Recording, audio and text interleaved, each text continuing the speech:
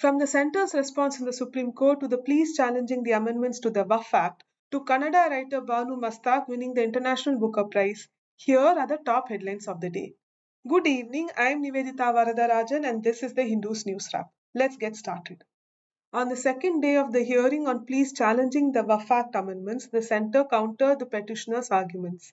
Solicitor General Tushar Mehta, who was appearing for the union government, said that the amendments were brought in after taking into confidence all the stakeholders and were aimed at curbing the mismanagement and the misuse of Waqf. He argued that the inclusion of non-Muslims in the Waqf board was for diversity and to take care of the secular aspects of the board. He also said that no one can claim right over government land and said the government is legally empowered to reclaim properties which were declared Waqf by using Waqf by user principle.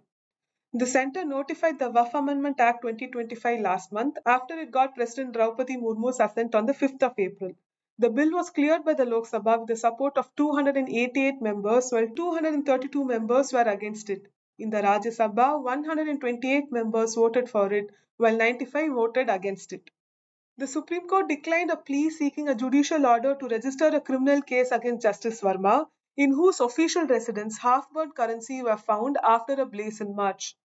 The bench headed by Justice A.S. Okla recorded in its order, and I quote, "The petitioner will have to seek redressal of their grievance by filing representation before the appropriate authorities rather than seek a writ of mandamus. We decline to entertain this writ petition. At this stage, it is not necessary to look into other prayers." Unquote.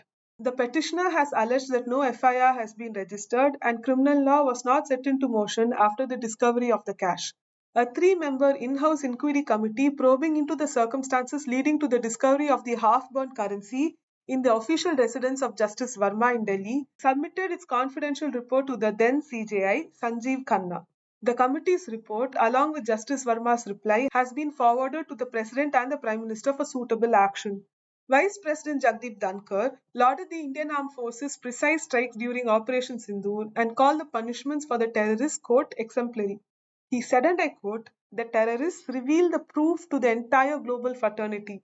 The coffins were escorted by the military force of that country, the political force of that country, and by terrorists." Unquote. He said that India is emerging as a global economic force and a maritime powerhouse. The country is committed to peace, sustainability, and development, he said, adding, and I quote, "Economic development cannot take place when there is a warlike situation. Peace is fundamental to growth and development." Unquote. Ashoka University professor Ali Khan Mahmoodabad, who was arrested for his social media posts on Operation Sindoor, was granted an interim bail by the Supreme Court today. The court, however, refused to stay the FIRs registered against him. The top court also barred the professor from posting anything online regarding the matter. It also directed the Haryana police to form a special investigation team of 3 IPS officers not belonging to Haryana and including a woman officer to investigate the terms used by him in the posts. The police have been directed to form an SIT by Thursday.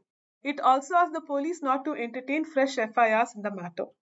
Benchmark stock indices Sensex and the Nifty rebounded today, snapping their 3-day falling streak on the back of buying of blue chips like HDFC Bank and ICICI Bank and a firm trend in Asian peers. The 30-share BSE Sensex jumped 410.19 points to settle at 81,596.6 with 24 of its components ending higher and 6 ending lower. The NSE climbed 129.55 points to 24,813.45. Writer and activist Banu Mastak's short story collection Heart Lamp, translated by Deepa Bashti, became the first Kannada title to win the International Booker Prize in London.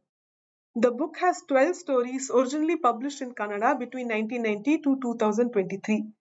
Banu has written over 60 stories in a 6-decade-long writing career.